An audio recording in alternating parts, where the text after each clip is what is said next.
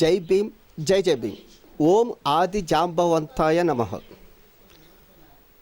ಇವತ್ತು ದಿವಸ ಗೌರಿ ಗಣೇಶ ಹಬ್ಬ ದಿವಸ.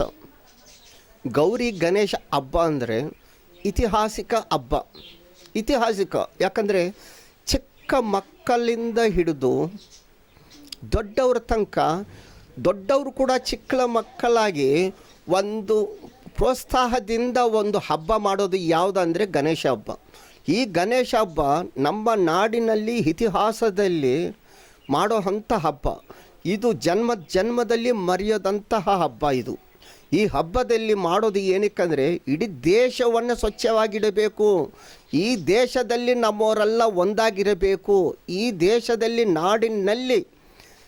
ಈ ನಾಡಿನಲ್ಲಿ ಪ್ರಜಾಪ್ರಭುತ್ವನೇ ಆಗಲಿ, ಪ್ರತಿಯೊಂದು ಲಾಯರ್ ಆಗಲಿ ಮತ್ತು ಡಾಕ್ಟರ್ ಆಗಲಿ, ಪ್ರತಿಯೊಬ್ಬರು ಕಚೇರಿನಾಗಲಿ ಯಾರನ್ನೇ ಆಗಲಿ, ನಾನು ಹೇಳೋದು ಏನಂದರೆ ಕಚೇರಿ ಒಳಗಡೆ ಚಿಕ್ಕದಾಗಿ ಗಣೇಶನ ಇಟ್ಟು ಪೂಜೆ ಮಾಡೋದು ಇದು ತುಂಬ ಒಳ್ಳೆಯದು ಅಂತ ನಾನು ಈ ಮೂಲಕ ಹೇಳ್ತಾಯಿದ್ದೀನಿ. ಯಾಕಂದರೆ ಕಚೇರಿ ಮುಚ್ಚಿಬಿಡ್ತಾರೆ, ಹಬ್ಬ ದಿವಸ ರಜೆ ಹಾಕ್ಬಿಟ್ಟು ಓಡೋಗ್ಬಿಡ್ತಾರೆ. ಮುಂಚೆ ಎಲ್ಲದರಲ್ಲೂ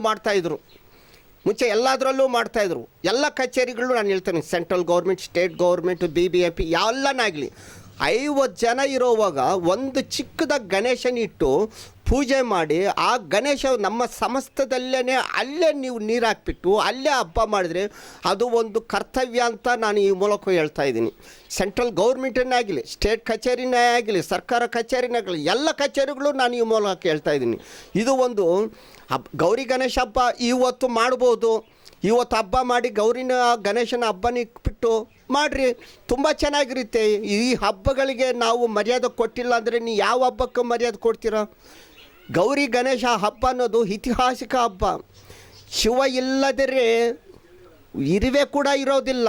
ಆಜ್ಞೆ ಪ್ರಕಾರವಾಗಿ ಮುಖ್ಯವಾಗಿ ಗಣೇಶ ಹಬ್ಬ ಮಾಡೋದೇ ನಮಗೆ ಪ್ರೋತ್ಸಾಹದಿಂದ ಮಾಡೋದು. ಏನಕ್ಕಂದರೆ ಈ ನಾಡು ಎಲ್ಲ ಚೆನ್ನಾಗಿರ್ಬೇಕಂತಲೇ ಇದನ್ನು ಮಾಡೋದು.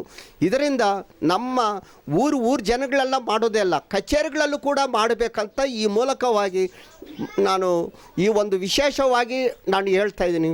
ಜೈ ಹಿಂದ್, ಜೈ ಭೀಮ್.